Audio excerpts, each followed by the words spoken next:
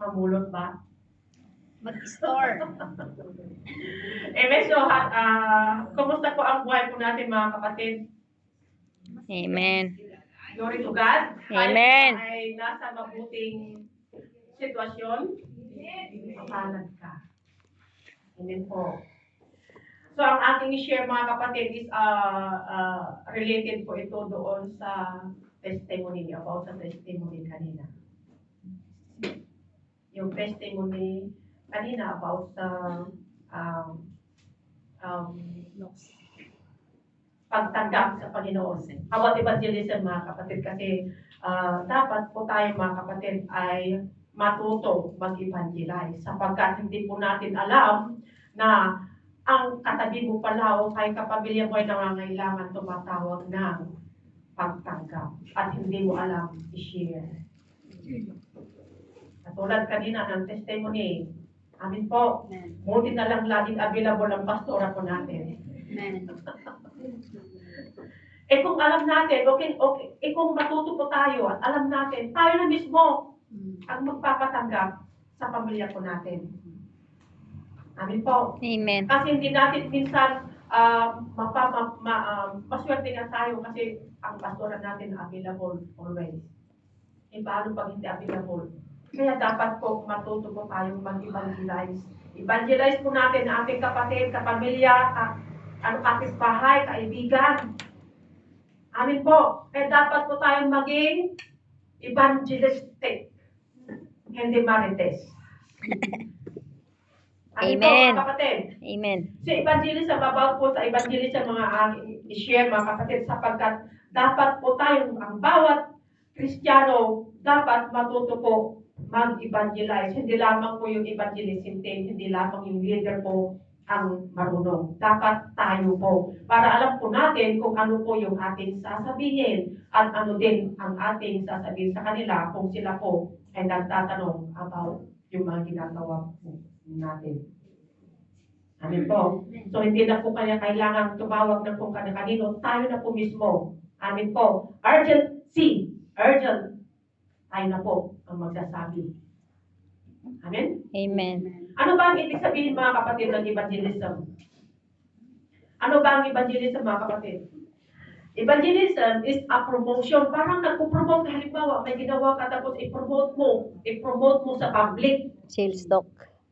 Ganon. Pag nag-demo ka, i-promote mo po yan sa public. Ganon din po yung mga natutong mga Kristiyano, dapat you bring the Word of God and promote in the public. Amen.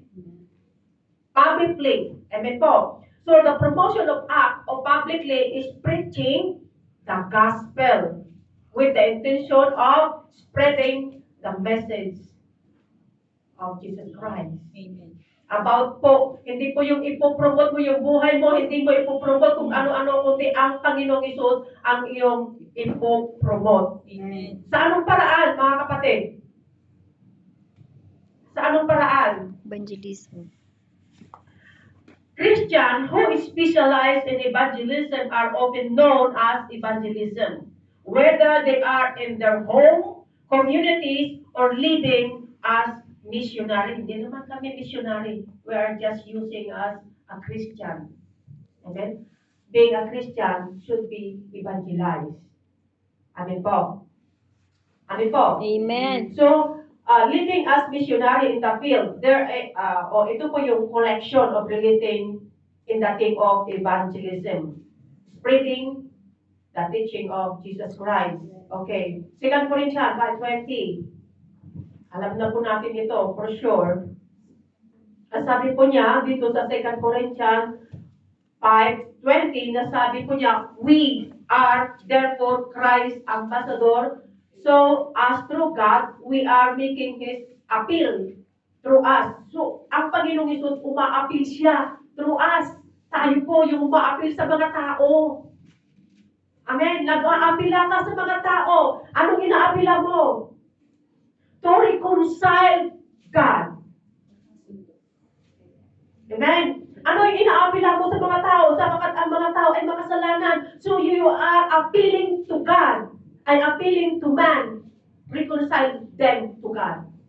Amen. Amen po. We are ambassador. Tayo po yung mga ambassador ni Lord. Amin po.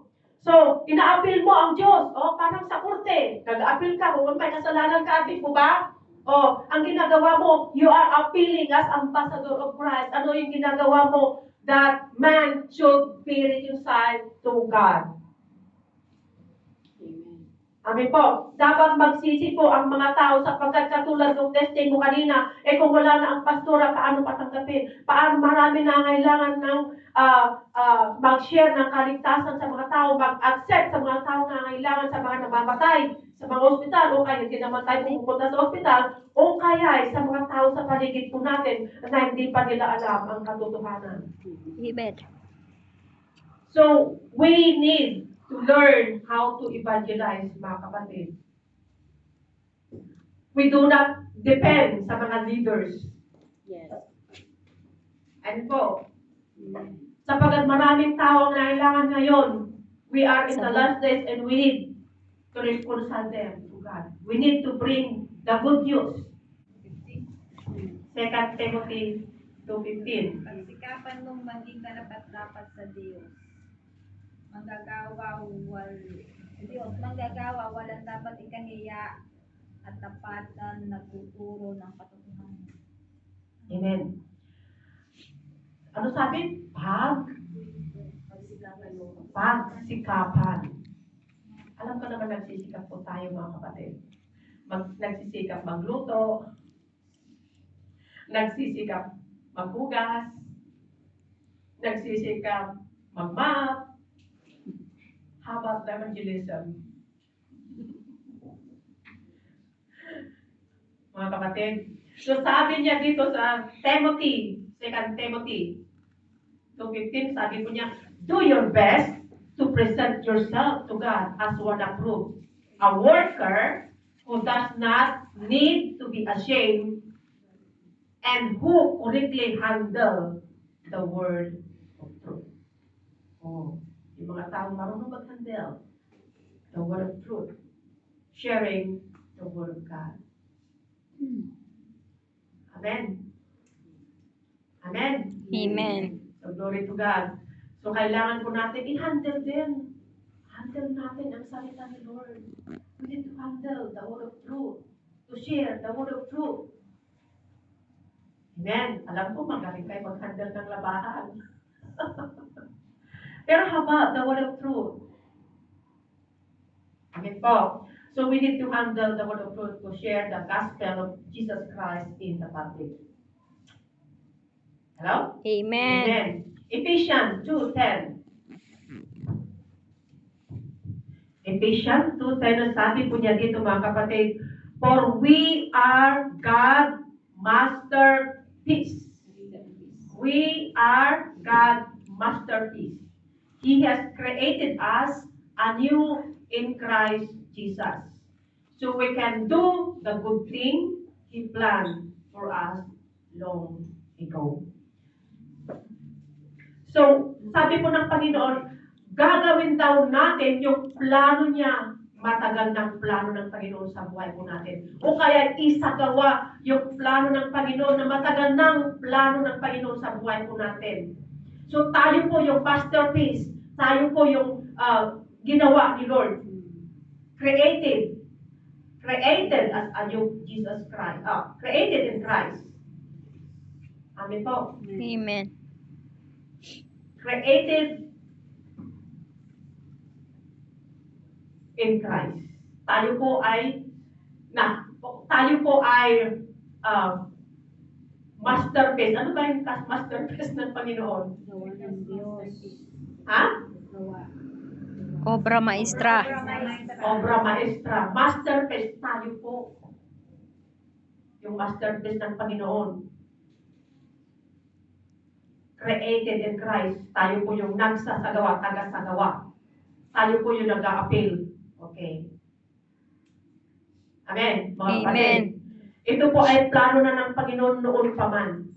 Ito na yung plano ng Panginoon whether you like it or not. Amen. Amen. Ito yung plano ni Lord sa atin. Gusto mo man o hindi. Okay. So another translation ng sabi po niya dito, for we are God's handiwork. Okay. For we are God's handiwork created in Christ to do good work, which God prepared in us in advance. Amen. Ginawa niya na ito in advance na dapat natin isagawa. Amen. Amen po? So we need the unity of evangelism. Yes. We need the unity of evangelism. We need the free time for evangelism. And we need to learn to evangelize. Amen. Sapagkat mahalaga po yung nag-share ng salita ng Panginoon. Mahalaga po yung isang kaluluwa na ito po ay nag-share mo at nadadala mo sa Panginoon. Mahalaga po yung matuto po tayo. Sapagkat gusto mo man o hindi, ito po yung pagkatawag po natin. Amen. Sapagkat ang church po natin is about to evangelism. Amen po? Sapagkat kung hindi po tayo matuto mag-evangelize, amen? Hindi ko, baka sabihin natin, hindi ko yan linya. Hindi ko rin linya noon. Pero ako'y tinawag ni Lord na dapat nating matutunan. Amen. Amen po? Nung ako'y in-schedule ni Pastora, talagang nag-preach ako dyan sa park. Hindi pa ako masyado noon na magaling. Pero ako'y umasa lang sa tulong ni Lord. So praise God, natuto po ako mag-share ng salita ng Panginoon at evangelism. Hindi ako marunong. Sapagkat marami po ang hindi nawawala sa Panginoon. Marami po ang tumatawag. Ang Panginoon, in-urge na tayo na mag-share. Sapagkat marami po ang nangailangan ng kaligtasan. Sapagkat ito po yung gusto ng Panginoon. He is longing for one soul to bring to God. Amen.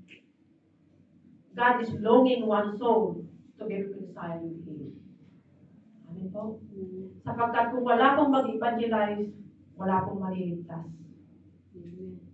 Amen. Wala pong magpapaliwanag po sa Kanya. Okay, sabi po niya, Acts 2:38.